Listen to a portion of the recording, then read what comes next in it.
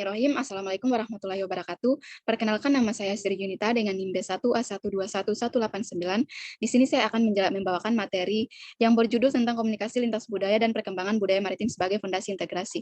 Baik, kita ke slide yang pertama, yaitu pengertian komunikasi lintas budaya, di mana komunikasi lintas budaya merupakan salah satu bidang kajian ilmu yang lebih menekankan pada perbandingan pola-pola komunikasi antar pribadi di antara peserta komunikasi yang berbeda kebudayaannya.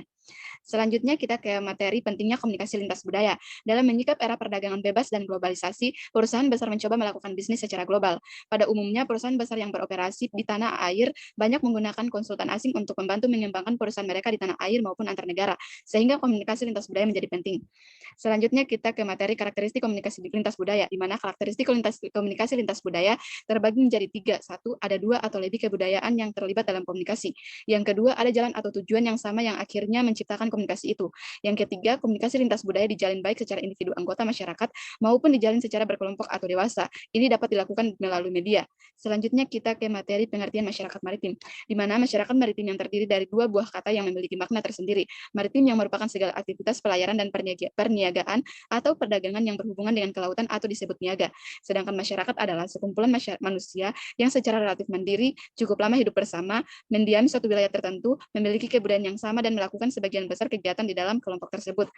Selanjutnya kita ke materi konsep masyarakat maritim, di mana konsep masyarakat maritim terdiri menjadi 3. 1, masyarakat maritim ideal Indonesia. Yang kedua, masyarakat maritim aktual di Indonesia. Yang ketiga, cikal bakal masyarakat maritim di Indonesia. Selanjutnya kita ke materi ciri atau karakteristik masyarakat maritim, yang terdiri di atas 4. 1, masyarakat pantai menggantungkan mata pencahariannya dari eksploitasi laut. Yang kedua, masyarakat maritim memiliki sifat keterbukaan dalam menerima unsur-unsur dari luar. Yang ketiga, dalam hal religi yang berorientasi pada kepercayaan kepada roh dan lebih khusus lagi penghormatan kepada roh nenek moyang mereka. Yang keempat, masyarakat penduduk pantai suka melakukan hubungan interaksional dengan penduduk pantai lainnya maupun terhadap masyarakat pedalaman. Selanjutnya kita ke materi dialog lintas budaya masyarakat maritim Indonesia. 1, zaman prasejarah.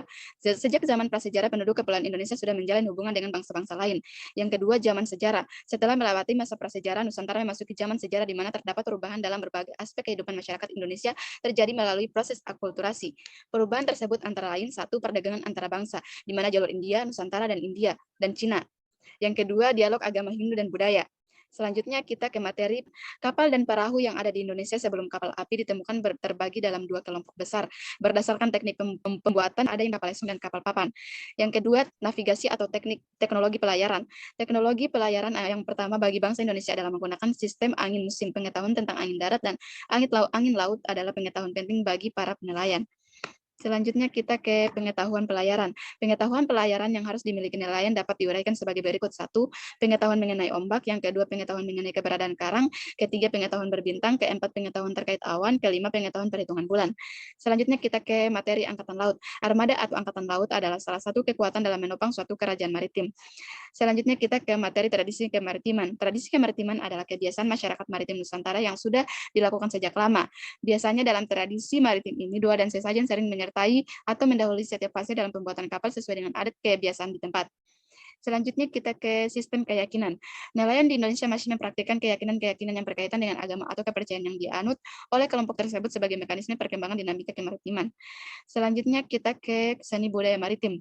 Perkembangan seni budaya maritim dilihat sejak zaman Indonesia Hindu-Buddha. Pada masa ini telah dikenal pula berbagai jenis kapal yang dijadikan hiasan. Seni ini terdapat di dinding candi yang menggambarkan aktivitas kehidupan kemaritiman masyarakat.